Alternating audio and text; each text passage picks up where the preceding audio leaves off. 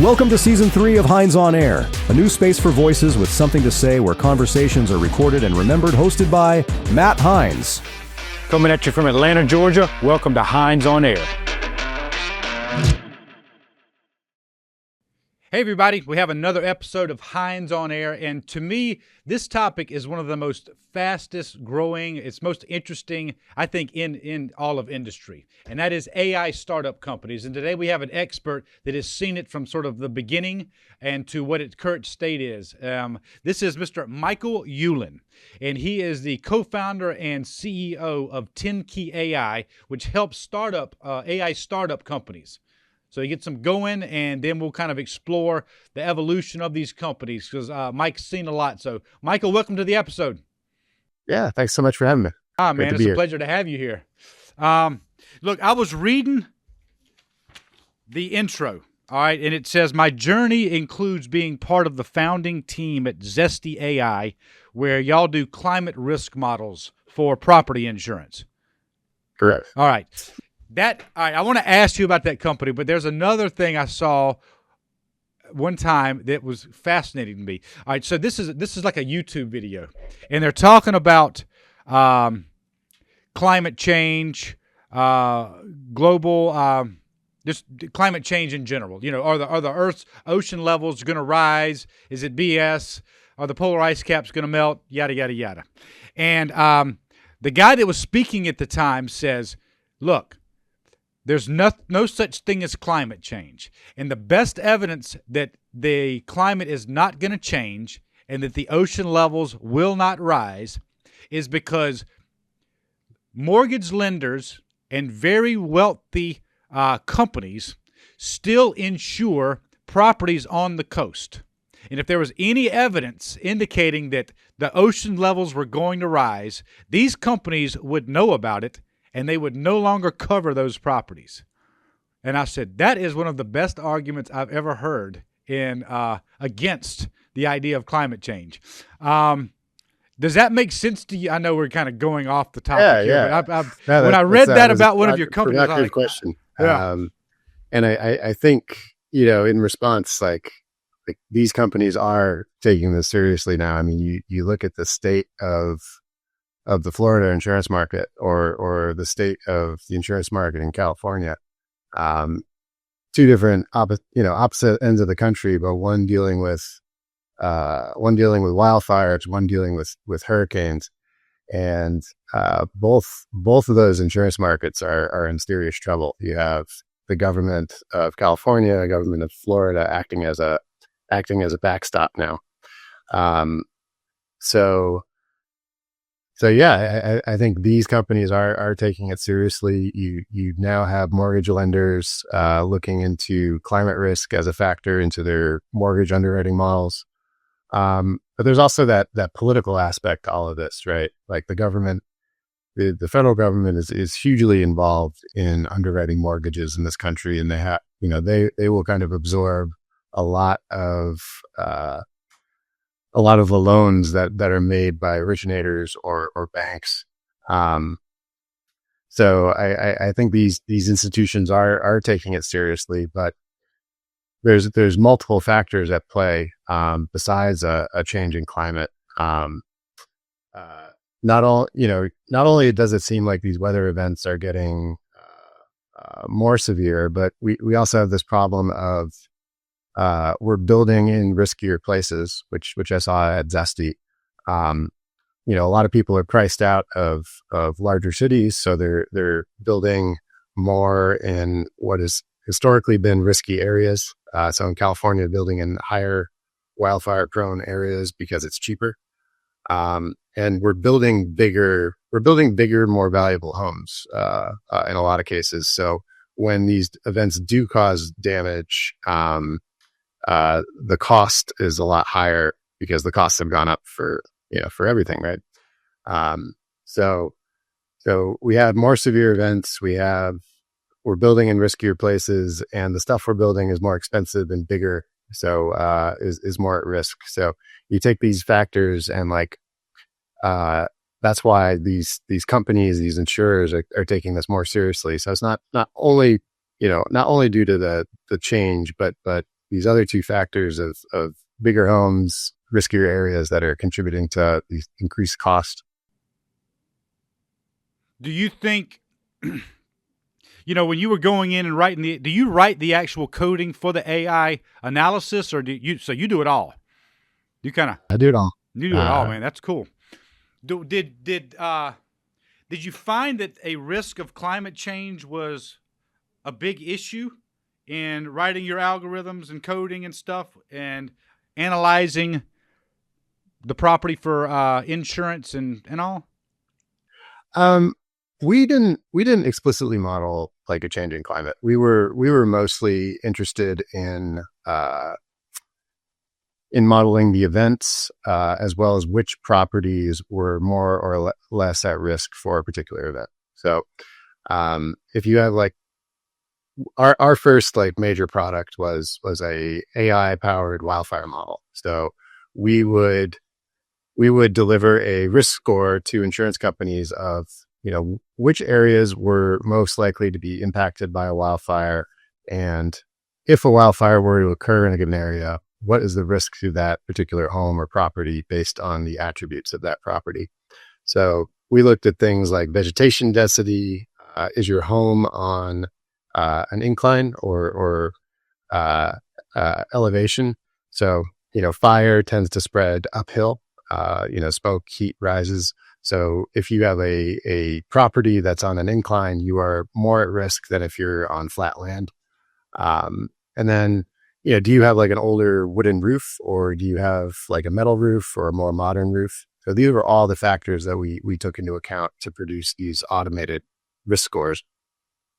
And I think what was interesting at the time was a lot of perils were called secondary perils. So wildfire, hail, wind risk, they all did something like under $1 billion in damages every year for a period of time.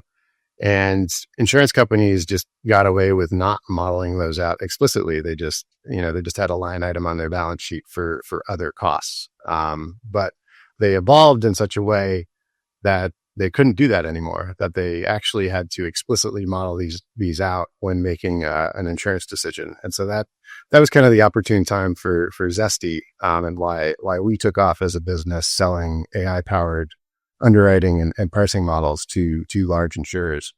The models that they had been using were older, if they had them at all. The events weren't as costly for the reasons we discussed.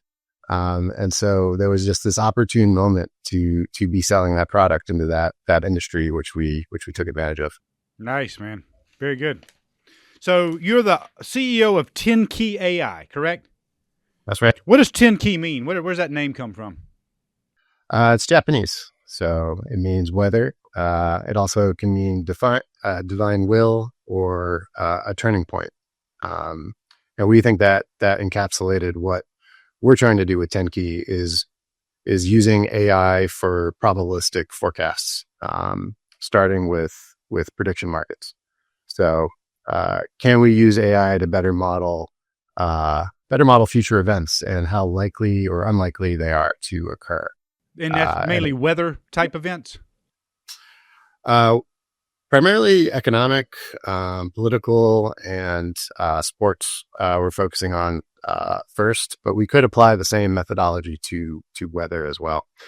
The company is kind of born out of that, out of the learnings and the struggles that I went through at Zesty when we were trying to build predictive models for the insurance industry, and how hard it was to get good training data to build those models.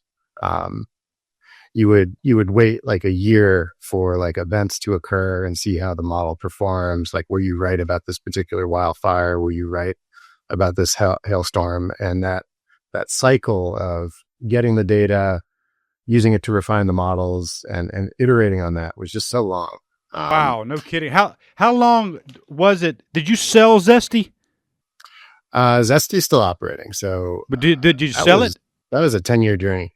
But raised over $78 million for Zesty, and the company's doing very well, selling these AI models into insurance companies. But I really love the early days of company building, and I think there's distinct phases that you go through when building a company, from the 0 to 1 stage, getting it off the ground, which I really enjoy, that 1 to 10 stage, and then when you're like a sustaining enterprise, more in kind of maintenance mode, I would say. That's probably the least fun stage for me. But I really love the early days, and I've been very lucky to be able to do that repeatedly, to be able to focus on the early stages of getting AI companies off the ground. But did you sell Zesty, or you still run it? No, the other founders are still running it. I got you. So I still have a stake in it, but they're off scaling the company. Gotcha. Do you think? All right. So what you said was interesting. You're right. It is. It would be hard to like have a hypothesis or whatever with the AI and then have to wait a long time to see if you are correct. That would be difficult. I am more of a instant gratification kind of guy. It's hard for me to like. I realize it's important. It's interesting. I said there was an interview the other day by an industry leader, and they were like, "What do you think is one of the best qualities of a business leader?"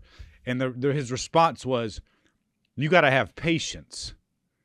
And I was like, "That is damn true. That's a great response. You got to have patience," and that's one of the hardest things for me, anyway. Me too. Yeah, yeah.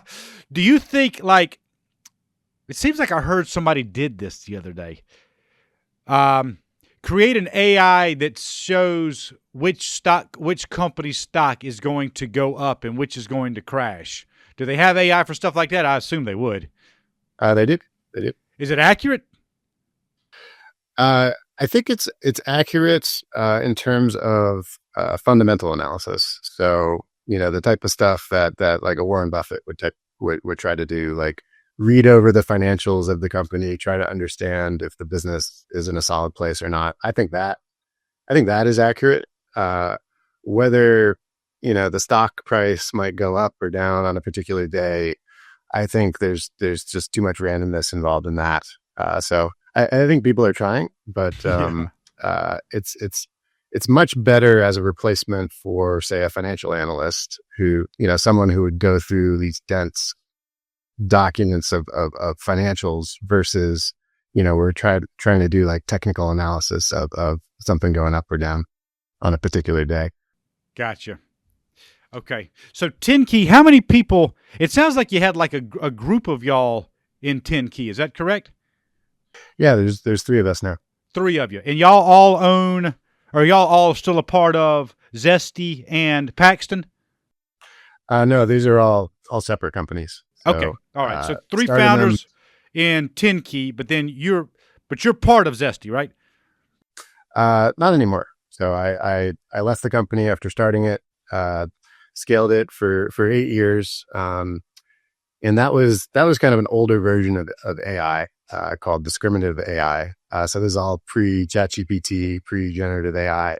And then generative AI came to the fore, and I thought that was just going to be the next paradigm shift. So I left, started a company called Paxton AI, which is using generative AI for legal research for attorneys. So small to mid-sized law firms.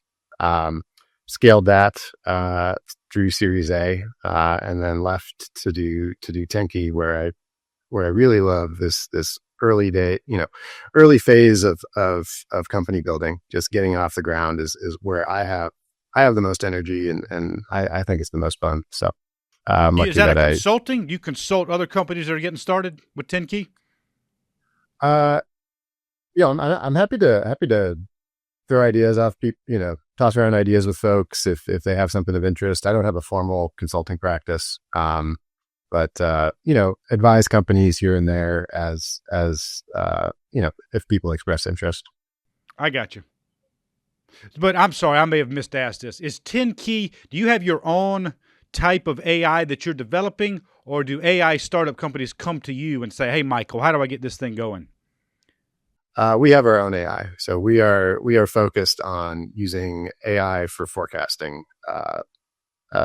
future events like economics, politics, sports, and eventually weather.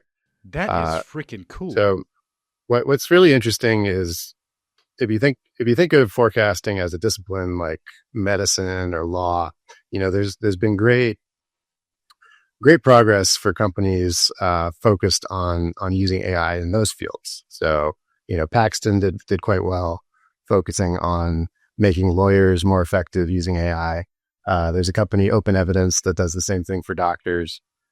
And, there's this academic discipline of forecasting from fields like economics, statistics, game theory, political science, that historically, you needed a PhD in economics to go apply it. And today, with where AI is at, where we have PhD level intelligence available on demand via an API, we can actually take that and use that to build forecast models on demand. So you're not waiting on a consulting firm or an economics consulting firm to build you one of these models, which normally would take weeks and require very specialized skills. We can now do that in minutes, where you can have a model that is up to date and reflects the best available information, and we can update it. So if you want us to run a forecast model every day for, what will inflation be, or what will GDP growth be, or who do we expect to win this football game, we can run that on demand via Tenki and produce a forecast. It's not like it's going to be 100% right that you can know the future for certain. But we can give you a probabilistic estimate of, say, this team is likely to win with a 59% chance. And here's why, and here are all the potential outcomes. And we don't have to wait on a human analyst to actually go build that model or produce that forecast. We can do it on demand for you. Wow. That's pretty amazing.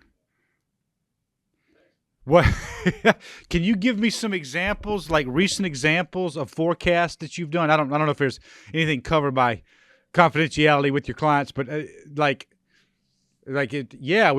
was a mayor election and blah blah blah, and we did the prediction for the client. And I don't know, any examples? This is just fun stuff. So we've got a couple ones that we've done recently. Like we did. My co-founder, he's got a PhD in forecasting from Penn State. Used to work at Google AI. Very, very big into geopolitical forecasting. Used to do a lot of that type of work. And so back in November, we put out a forecast around Maduro, saying that he would be gone by March 2026. And so we saw that actually happened just a few weeks ago. What was your probability of that one? You remember? That was a 55% chance of that occurring versus the market or prediction markets only put it at like a 30% chance. Okay. And so, we didn't call the exact way he would be taken out. That it would be by the U.S. Exfiltrating him from the country, but we analyzed. Hey, the U.S. is moving troops near Venezuela. There's a number of internal pressures on him, given that there was an election where he just refused to leave, and the international community had turned against him, and the economic prospects of Venezuela were pretty poor. So if you take all these factors together, you could see that he was unlikely to remain in power. The exact mechanism of his removal, that wasn't something we called, but you could see that there was all these pressures acting on him that something would occur that removes him. And so that's what our model figured out. And that's what we produced a forecast on back in November. Have you predicted a forecast on whether Trump will release the Epstein files? We haven't done that actually. That might be interesting. That would be interesting. But we did I'm thinking probabilities the around New York 20 City or 30%. mayoral election. So, yeah. Was it accurate? It was. It wasn't Mamdani, was it? Yeah, I mean that was a little easier with there's rich polling data that showed he was likely to win, right, versus Cuomo. So we did that one. We've had a number of we had a venture capitalist that focuses on the cannabis industry, use Tenki. They wanted to understand whether or not the Trump administration was likely to reschedule cannabis. So we produced a forecast around that. It was unlikely to happen last year, which was right. And then, he just he did a press conference back in December about how the DEA will be re-examining that policy. Unclear if they'll follow through on that, but they did put out this statement that it's something they'll be re-examining. So what? Well, I'm sorry. Are you suggesting that the probability is going up based on that new announcement, or what? You said it. You said it was unlikely last year, right? Is that what you said? Yeah, there was just no. We got asked this question back in November, and there's certain requirements when you go to change your regulation that you have to publish it in the Federal Register with enough time of a comment period, and there just wasn't enough time if you wanted to do this by the book last year to actually have rescheduling occur. So we were pretty confident that it wasn't going to occur last year at all, just given the amount of time it takes to change a regulation and the comment period required. We noted some pressures from, the industry itself is lobbying pretty hard, is lobbying the government pretty hard. But there's also other lobbies that are fighting against that. So, we still think it's unlikely that it would occur. That this was like an idea tossed around by the Biden administration, but there might be a chance of it occurring if, say, the Trump administration wants to win over younger voters who are pro cannabis for the midterm election. So you might see something around that, but we think that that's rather unlikely. Yeah, I do too. How about all right, so I have these two stocks, and I've been sitting on them for about 7 years, and I think they'll go at some point. Okay. I think they'll take off. They're in the health industry, and is that something you could analyze and say, Matt, look, it's not going to happen in the next 2 years, or Matt, the probability is 15% that they'll actually get above $50 a share within a certain time. That's the kind of things you would do? Yeah, we could run those forecasts. We're primarily focused on prediction market forecasts. So when you say that, though, Michael, when you say we're primarily focused on prediction forecasts, is that encompass what I mentioned, or is that something different than? So things like Kalshi or Polymarket, if you're familiar with those platforms, where you can actually trade a futures contract on an event happening. So there was actually a financial markets contract based on who was going to win the New York City election, whether Maduro was going to be taken out. There's contracts based on, what will the inflation rate be? So this is a new market that's really been growing pretty fast, and was enabled by the Trump administration and the Commodities and Futures Trading Commission taking a new view on events-based contracts. So this was a regulatory change that's now enabled these prediction markets to grow really quickly. So people are trading on the probability that these events will occur, and so that's where we're starting with predictions on those markets. Do you find that it's you're hitting pretty close the majority of these times? I mean, because if y'all had, or you, or if the technology provided answers in this area, hell, that would change a whole lot of things on this planet. Like if you could predict the future, are you finding it's working? Yeah. So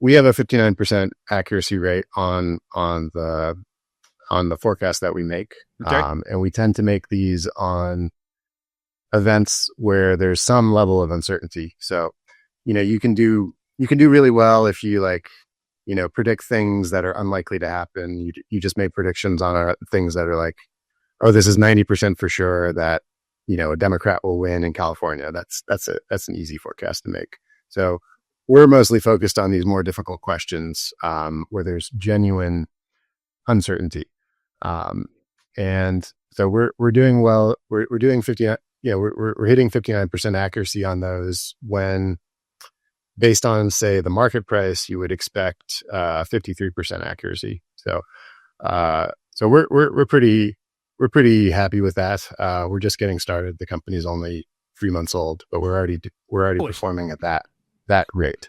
3 months. That is young. Yeah. Okay, I didn't realize. I probably should have asked that in the beginning. So Tenki AI is 3 months old. That's good. Yeah. Okay.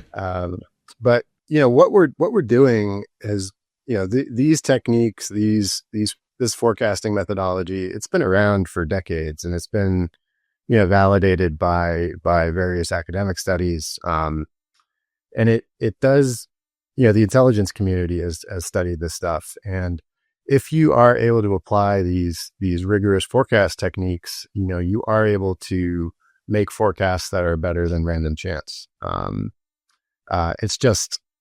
It's historically been really hard to do that. You need, like I said, you need a PhD in economics to actually go apply some of this stuff. But I think what's different with Tenki is we're using these validated forecast techniques and enabling them to be run almost instantaneously. So I think the number of applications where you can apply these forecasts is going to grow now that we've made them a lot cheaper. I used to be a consultant for McKinsey and Company, where we would produce forecasts for large corporations. Like if you're a car manufacturer, you need to know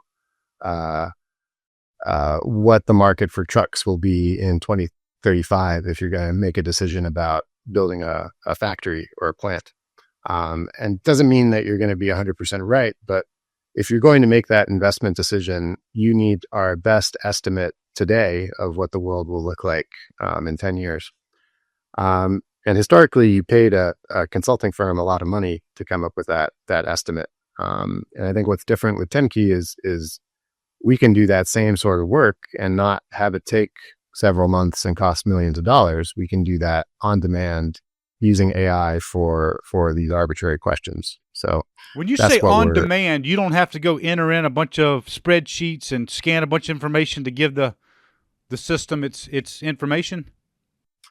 So the first, so it's a multi-agent AI system, and the first step in any forecast is to do a lot of research.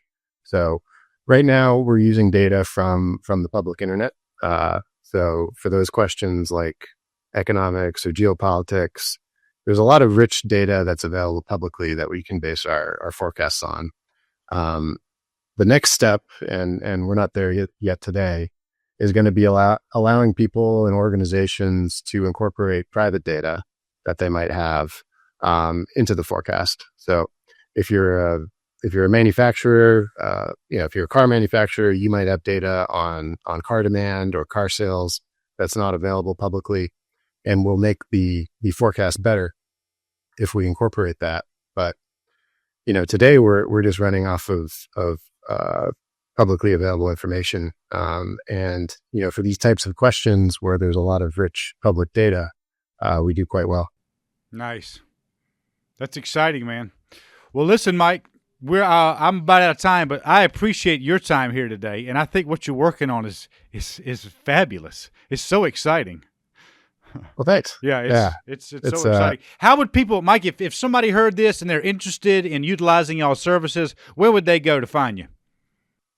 Try Tenki.ai. So TENKI. So try Tenki.ai. Or you can look me up on X or Twitter or LinkedIn. I'm Michael Ulin. So either way is a good way to get in touch. All right. So Michael Ulin, everybody, that's spelled ULIN. Michael Ulin. Where's that name from, Mike? It's Polish. Polish. Nice. So it was Ulinski, and I think they shortened it when they came over here. But I think it means beekeeper. in Okay. Polish. All right. So, Nice. I had an ancestor that kept bees, apparently. Okay. Well, very good. All right. Well, listen, Mike, thanks again for your time and congrats on all your companies, man. It's an exciting history and it's just noteworthy all that you've accomplished and all you're doing. It's not easy. You can't really respect the startup process until you've done it. I find. No. I mean, it's not for everybody. It's I don't know if maybe you've got just this nest egg that you can rely on. I doubt it, but I tell you, it's you're ecstatic one moment, and the next moment you want to just crawl in a hole and die, and then the next moment you're ecstatic, and I find it's just very emotional. Like it's Totally. You think it's gonna be great, and then it's anyway. Yeah, it's a roller coaster. It is. And the first time I did it was super hard. And it's still hard, but I think you recognize that you signed up to ride a roller coaster, and I think that's a better way of framing it. So those ups and downs don't get to you as much, but the first time you're going through it, man, it can be kind of whiplash. Yeah, no kidding. This topic right here deserves its own podcast. But I tell you, I find it every time I think I know, like, all right, well, I got this figured out, or I'll never do this mistake again. Like, hell no, I'm smarter now. And then the next year we're in the same damn situation because we did the same damn thing. That might not be you. That's us though. Yeah. No. I think I've got it figured out, and the world has just a way of surprising me. That's right. It's like a golf swing. I'm not a big golfer, but I'm not at all a big golfer, and I'm horrible. But I've swung a club and I've hit the ball perfect, and I'm like, I think I understand this now. I think I know how to hit this ball. And then the next swing you hit it, and it goes like backwards, just like something that's not even possible. It's like after you thought you had it figured out. But anyway. That's what keeps life interesting. That's right. Absolutely. All right, Mike. Well, listen, my friend, congrats and thank you again for your time. Yeah, I appreciate it, Matt. Yes, sir. All right, everybody. Well, listen, I hope you got something out of this episode. This is truly fascinating. Follow Mike's story. If you're interested, check him out. Check out his website, try10key.ai, Tenki. And if you have anything to comment, if you want to add anything to the discussion, if you want to share a story or something, please leave us a comment. Share this episode with your friends and like it, and we will see you on the next Hines On Air.